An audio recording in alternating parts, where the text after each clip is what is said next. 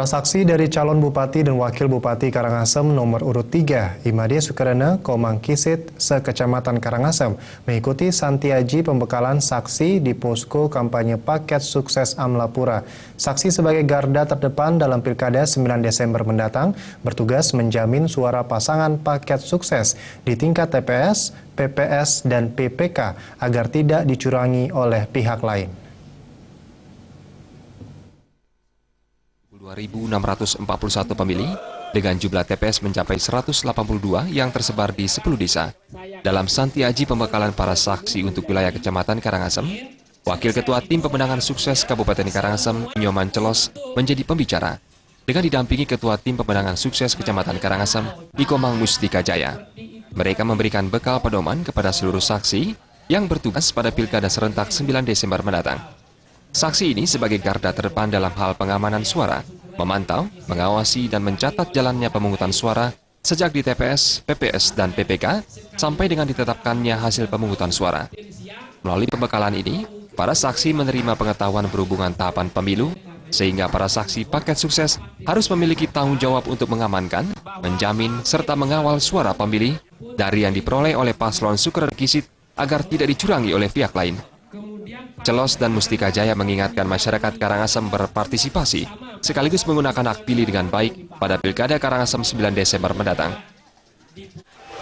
Tentu saksi yang kita pilih, yang kita kukuhkan adalah saksi yang berasal dari TPS-nya masing-masing per TPS, sementara dua orang per TPS, dan beliau-beliau sekaligus sebagai tim menggalang ya, tim penggalangan untuk kemenangan paket sukses ya.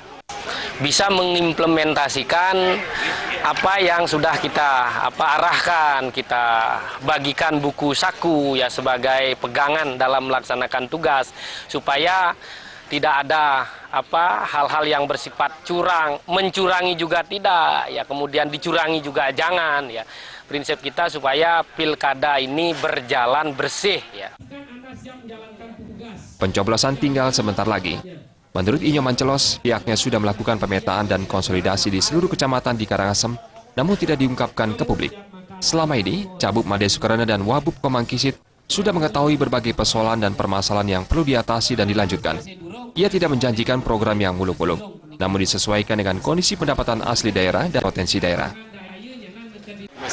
Ya tentu, kami kan mengadakan rapat minimal sebulan 2 kali ya. Cuma kami kan sebagai rahasia dapur kamilah ya, hal-hal yang semacam itu ya.